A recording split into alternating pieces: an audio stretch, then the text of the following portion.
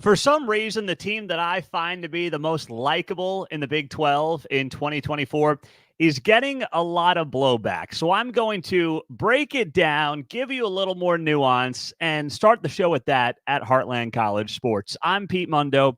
We cover the Big 12, and we appreciate you being here. The college football season is right around the corner. I will have my Big 12 football 2024 predictions coming up here in the next week. So make sure you are subscribed on YouTube, on the podcast. Make sure you are here on the radio show. It takes you 2 seconds to do it, and we are grateful you are here. And by the way, I ask you one other thing. Tell 5 friends. What do you say about that? So I believe that going into this year, the most likable team, the team that is the easiest to root for in the Big 12 Conference right now, is the West Virginia Mountaineers. Now, pump the brakes. This doesn't mean I hate your team. That doesn't mean that I look at this year and I say to myself, I love West Virginia. I think they're going to win. That's not what likability is about.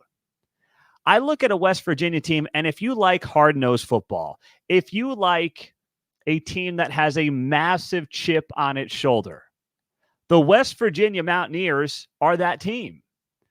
Neal Brown and this team is getting no respect after getting 9 wins last year. Neal Brown is blasting ESPN on ESPN this weekend. He went on one of the weekend radio shows and said it was insane that no West Virginia player was ranked inside of ESPN's top 100 players. And by the way, he's right to bring that up.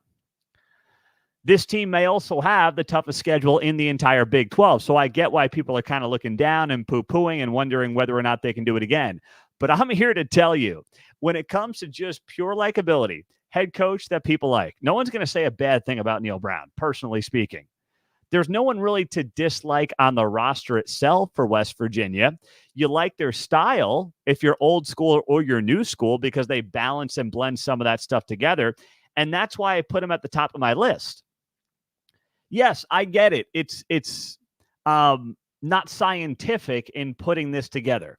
But when you think about likability, you think about who is easy to root for and why would a team be easy to root for. That's why I put West Virginia at the top of my likability rankings at heartlandcollegesports.com. Now, number 2 on that list, I threw in the Texas Tech Red Raiders. Now, Texas Tech fans, should feel good about that. And listen, it's good to be liked, but let's also be honest.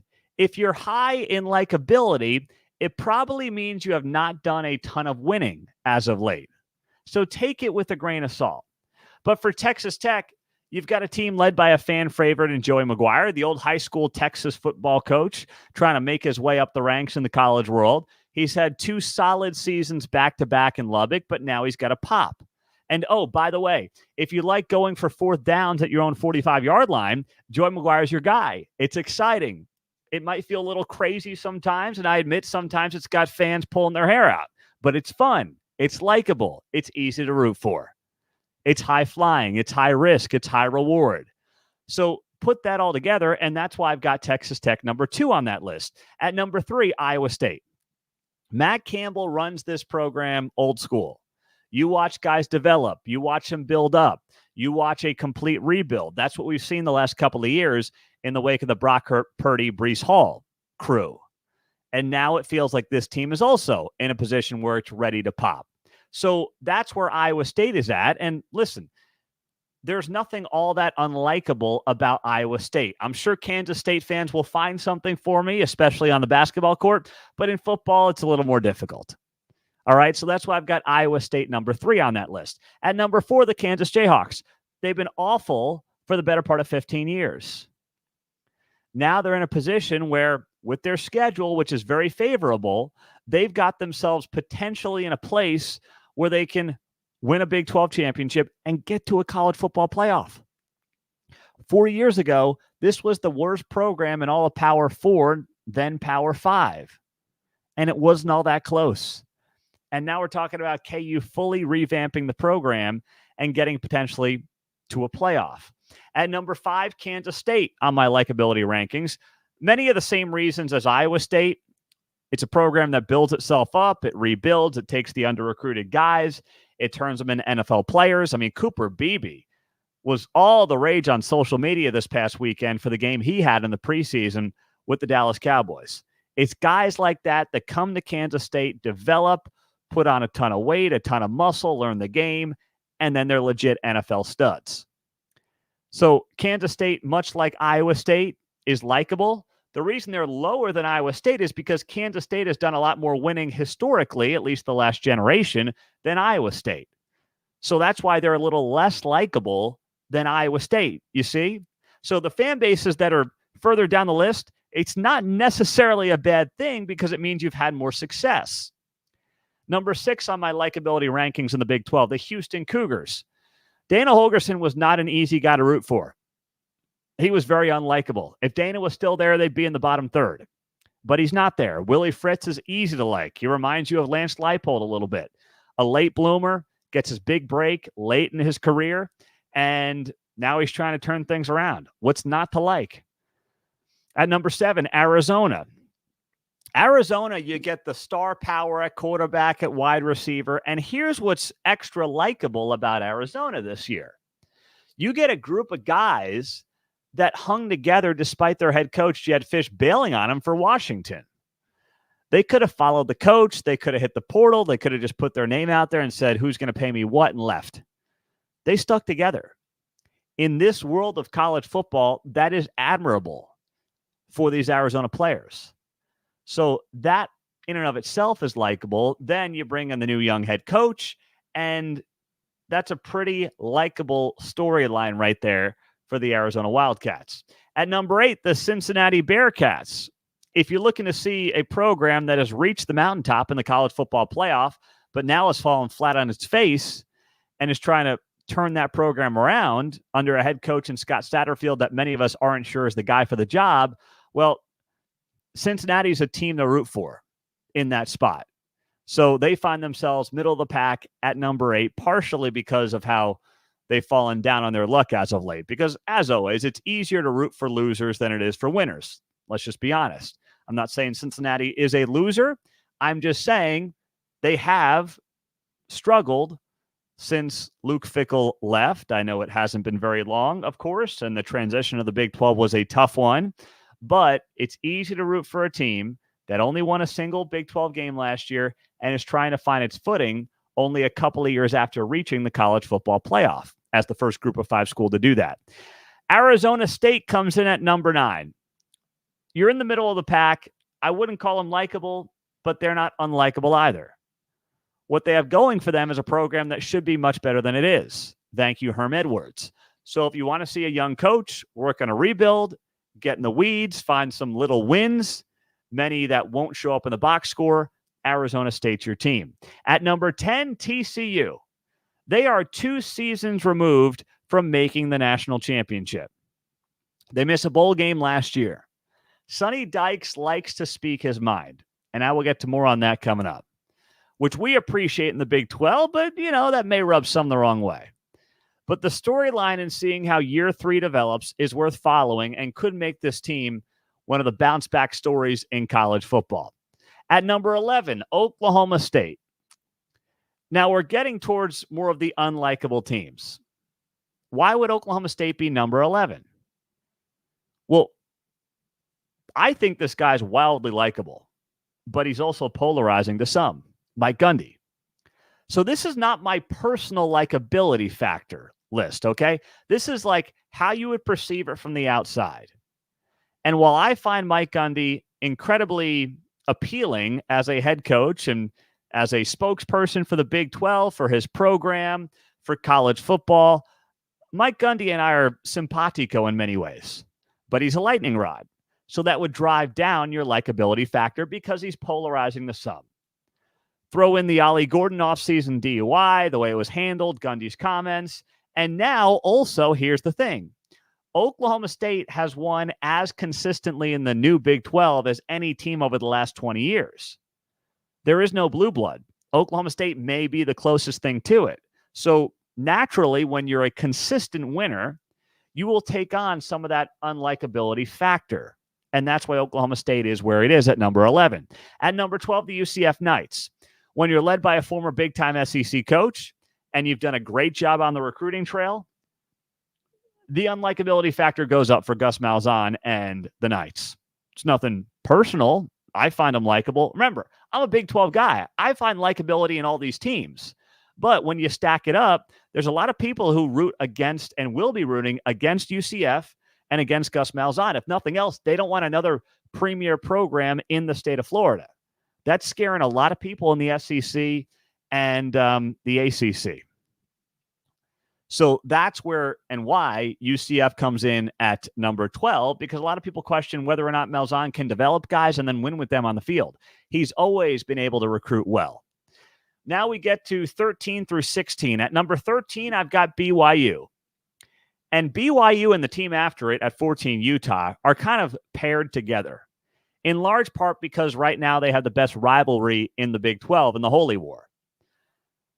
Both these programs, I don't have any problem with. BYU's easy to like. Utah, I think it's a bad rap from some in Big 12 circles, but they vehemently despise each other. So right away, you've got a large contingent of folks that just don't like them because it is the best rivalry going in this conference. So the likability factor has to go down. And let's be honest about BYU.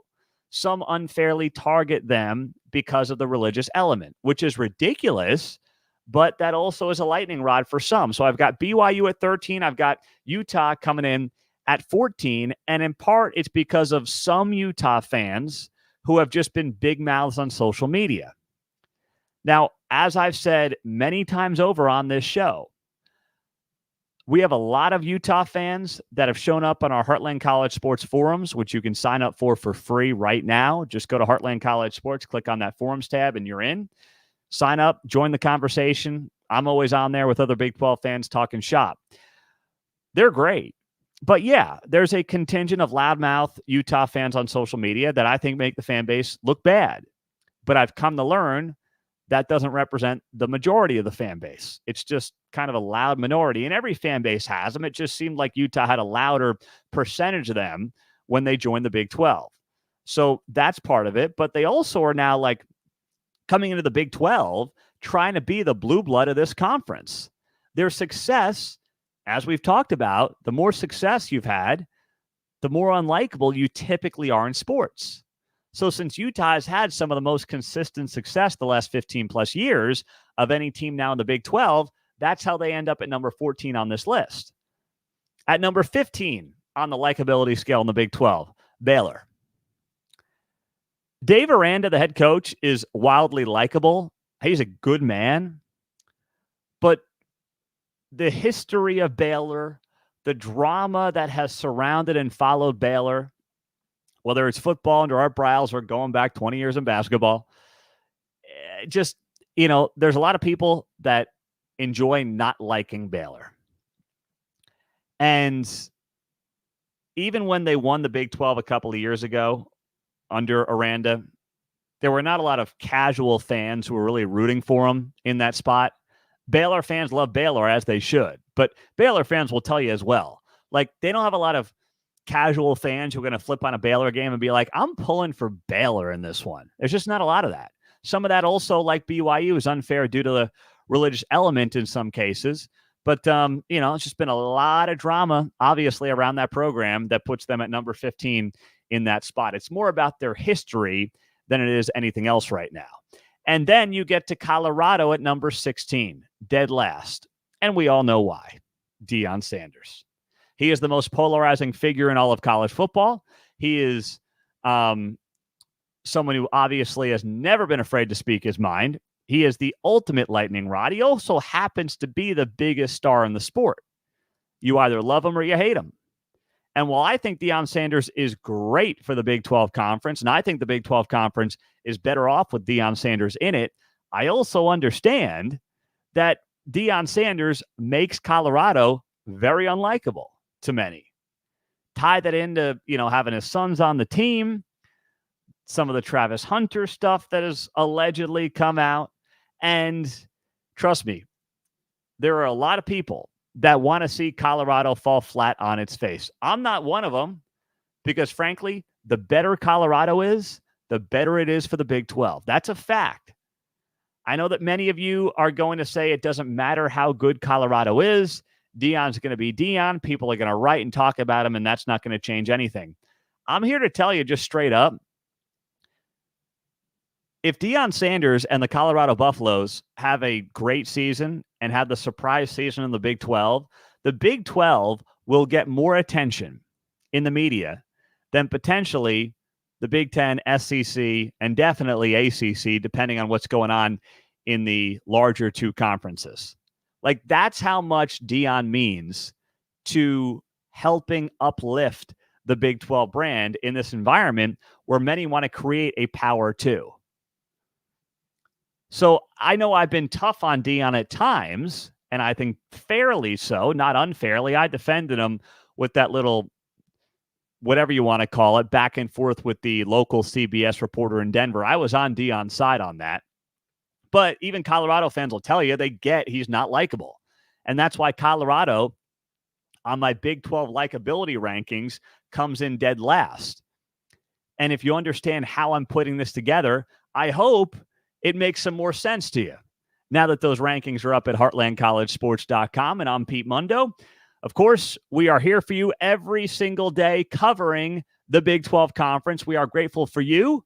We're grateful to have you on the show, whether it's on YouTube, whether it's on the podcast, anywhere on social media. Thank you. Just subscribe to the show on iTunes, Spotify, or on YouTube.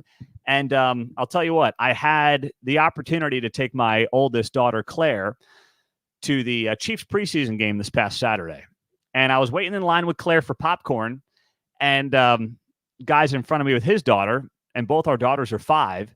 And he's like, "Hey, you do the Big 12 show, right?" And I'm like, yeah, Heartland College Sports. He's like, "Oh, man, love the podcast." He showed me his phone on iTunes. He pulled it up. He goes, "I'll prove it to you." He pulls up his iTunes, and there it was. It was our most recent show. So it's great to bump into folks like you and listeners, even if I'm just, randomly at a Chiefs game with my daughter waiting for popcorn in 90-degree heat. And he was from Gardner, Kansas, Luke. So a shout out to Luke as we bumped into each other with our girls at the Chiefs preseason game over the weekend. So we appreciate you guys wherever you are across the country. If you're a Big 12 fan, you're here. If you could share the show with literally a couple of friends, it would mean the world to me, because we keep growing and we're doing it because of you. And with you, I will add as well. And leaving those 5-star ratings and reviews and subscribing really makes a huge difference. So thank you to Luke, and thank you to you for being here and joining us on the show. All right. Let me address something that Sonny Dykes said here this week. Sonny Dykes, the head coach of the TCU Horned Frogs, talked about this during the week, and it was at his press conference. And here's the quote I'll share with you from Sonny Dykes. He talked about the SEC and layup games. He said here about the SEC's continual layup games, quote, "A layup is really important thing in college football. That's why the SEC, I don't know if it's the most competitive thing, but I tell you what, it's the smartest thing, because they play those layups in week 10. He goes on to say, it's not by chance. It just doesn't happen. It doesn't just fall out of the sky. They are very smart about doing that. They're very smart about having 8 conference games. They are twice as smart as anybody else when it comes to putting their teams in the best position to be successful." That is from Sonny Dykes. So he's calling out the SEC for the fact that they only play 8 conference games. And we've said that forever about the SEC, and the fact that college football media is simply not honest with how the SEC gives itself a favorable schedule and then stacks the deck in its favor as well. That can be true. At the same time, it's also true that the SEC is the best conference in the country. Both those things can be true at the same time.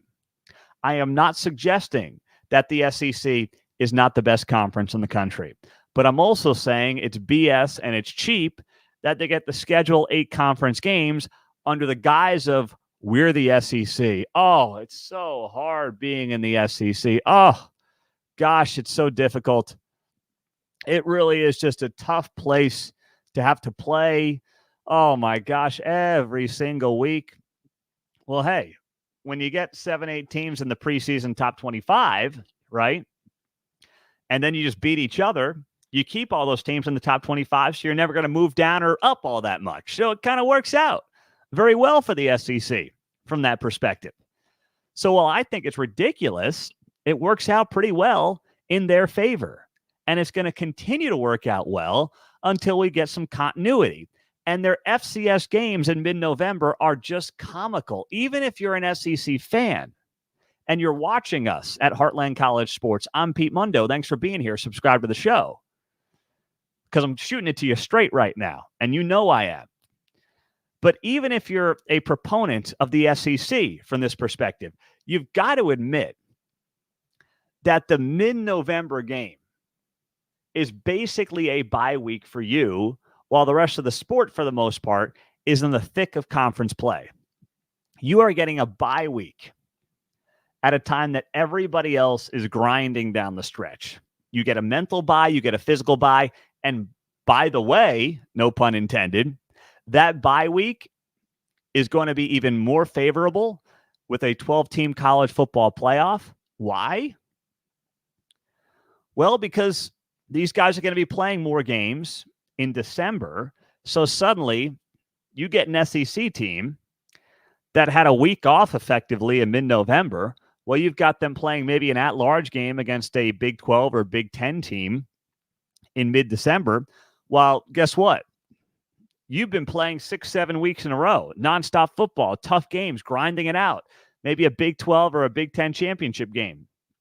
While an SEC at-large team is sitting at home championship weekend, had a bye in mid-November, they're going to be much fresher than that Big 10 or ACC or Big 12 team potentially. So let's start talking about that. They could have a very large leg up while still, yes, being the best conference in the country. I'm not sitting here telling you they're not, but I'm just having the conversation because as the playoff grows, these scheduling tactics, as Sonny Dykes is pointing out, matter. And Sonny Dykes is right to bring them up. You know, we've had some feisty Big 12 coaches here this week, and I love it. We've had Sonny Dykes saying what he said. We had Neal Brown asking ESPN on the air or telling the story on the air to ESPN radio, where he reached out to a writer at ESPN and said, how do you have a job? He was questioning. He went on Marty Smith's show on ESPN over the weekend. And he told the story about how he texted the ESPN writers who put together the top 100 players for the upcoming college football season. And he said, how do you have a job? And how do you decide the top 100 list without Garrett Green being on it? Because I don't get it. Those were the words of Neal Brown. And he's right. Garrett Green is going to be a surprise to a lot of non-Big 12 fans who don't realize this guy could be about to pop in this conference. And that's one of those things that you look at and you got to say, this is why this West Virginia team is so fascinating, because the schedule is so tough. But man, if things break right, West Virginia is going to be there at the very end of this 2024 Big 12 season. And they have such a huge chip on their shoulder right now. They have so many reasons and so much bulletin board material to use and be pissed off about. The preseason polls, no respect, no one on the top 100 players in college football list, all these things they can use. And I get the feeling Neal Brown's using them. So that was number two. And then number three, you had Mike Gundy. Mike Gundy said this week when he was talking to the media, quote, tell your agents, he's talking to the media, but he's referring to players, NIL, paying them, the whole thing. He said, quote, tell your agent to quit calling us and asking for more money. It's non-negotiable now. It'll start again in December. Now we're able to direct ourselves just to football, and that part has been fun. He said there's no negotiating now. The portal's over. All the negotiation is history. Now we're playing football. Good for Mike Gundy. I know this NIL is insane. It is the Wild West. Things are absolutely crazy out there right now. We need some more structure. We need these contracts to, have some stability to them. There's rumors in the SEC from last season of basically guys holding out the night before a game for more money. That's freaking nuts and ridiculous. Mike Gundy is right. And more coaches need to have the stones like Mike Gundy to stand up and say, happy to pay you, but we're not doing midseason negotiations. We're not. We've agreed to something for the season. That's it. And I see all the pay the players crowd on social media, and I'm one of them. Like, I get it, but you got to have guardrails. Well, you're saying Gundy's agent isn't renegotiating during the season? He might be, but Mike Gundy isn't calling up Oklahoma State the night before they play Utah in late September and saying, hey, guys, I'm not going to get on the sidelines tomorrow and coach this game unless I get another $1 million for next season. Just a heads up, like, that ain't happening. I'm not coaching the game tomorrow. I'm going to need a new contract, or at least kick in $500,000 for tomorrow's game. If not, I'm not playing. He's not doing that. And there have been rumors that that's what's happening in parts of college football, or has happened in parts of college football. That's insane. Now we play football. We'll talk again after the season, but for right now, we're playing football. You're getting paid what you're getting paid. Let's all move on. So 3 Big 12 coaches speaking up this week. Sonny Dykes, Neal Brown, Mike Gundy, really all in the last few days. And I'm here for it because we have wondered who that spokesperson is going to be, in part for the Big 12 and for the future of the sport. And these 3 guys have made that case in the last few days alone. And I absolutely love it. I'm Pete Mundo on Heartland College Sports. We love you guys being here as well, and we appreciate you joining us on the show. If you're not on the forums page, make sure that you check us out on the Heartland College Sports forums. I'm seeing some of you guys comment on YouTube. You're on the forums. You're there, and we're grateful for you being here as well. So they're free. We've got a lot of folks on there just interacting, and now's the time to join ahead of the season starting up. So thank you guys for being here. And I will give you my Big 12 preseason predictions in the not too distant future. Kirkland asking, Pete, do you have any good stories from your time at Fox News? Did you ever get to meet any of the comedians of Red Eye? I did not. I will share that for another show. I've got some stories, and when appropriate, I'm happy to share them with you. Okay? I will. But now seems like the time to just stick to the football. The season's coming in hot. And we've got so much we've got to analyze this week. Oh, and can I tell you something else here before I let you go? And you're hearing it first. This is the first time you are hearing this. Paul Feinbaum has agreed to come on this show. I kid you not. Paul Feinbaum has agreed to come on Heartland College Sports. Paul Feinbaum read an article that I wrote for a radio industry outlet that I do some writing for. Paul Feinbaum sent me a personal email, and I wrote back to Paul. I said, Paul, I'm going to shoot my shot and ask you for an interview to talk Big 12 on Heartland College Sports. And he said he would. So it hasn't been recorded yet. We have not talked yet, but we do have an agreement in place to get Paul Feinbaum on the show. He has promised me as much, and just know that that is going to be coming your way soon, hopefully by the end of the week. Another reason that you want to be subscribed right now to this podcast and to this show, wherever you're getting us, iTunes, Spotify, YouTube, whatever it might be. Subscribe right now because you are not going to want to miss Paul Feinbaum here talking about the Big 12. So I don't have the day yet. But it's coming in the next few days. I promise you that. We've talked about it. So make sure you're here. All right. You're not going to want to miss that one. It's going to be fun. Thank you guys so much.